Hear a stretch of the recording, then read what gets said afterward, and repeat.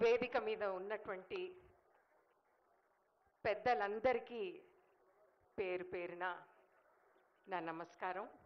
ఇక్కడ విచ్చేసిన నా అక్కలు చెల్లెళ్ళు అందరికీ కూడా బతుకమ్మ దసరా శుభాకాంక్షలు.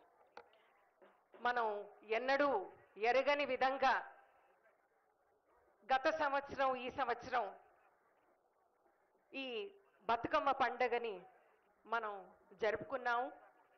ఇవాళ ఆఖరి రోజు, మొదటి రోజు 1000 స్తంభాల గుడిలో ప్రారంభించుకొని ఈరోజు ముగించుకుంటున్నాం.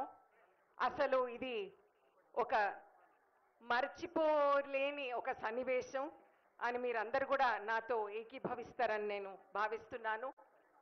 ఇలాగే ప్రతి ఏటా ప్రభుత్వం మనందరికీ అండదండగా ఉండి మనం కూడా ప్రభుత్వానికి మనం ఒక బలాన్ని సమకూర్చి మనం ఇంకా ముందుకి నడిపించుకుపోయి తర్వాత మన భవిష్యత్తుని ఇంకా ఉజ్వలం చేసుకోవాలని నేను ఆశిస్తూ ఈ చక్కటి కార్యక్రమాన్ని నిర్వహించినటువంటి మా సాంస్కృతిక శాఖకి మా డైరెక్టర్ నరసింహారెడ్డి గారికి ధన్యవాదాలు తెలియజేస్తూ ఇక్కడ విచ్చేసిన మీ అందరికీ మరోసారి బతుకమ్మ దసరా శుభాకాంక్షలు.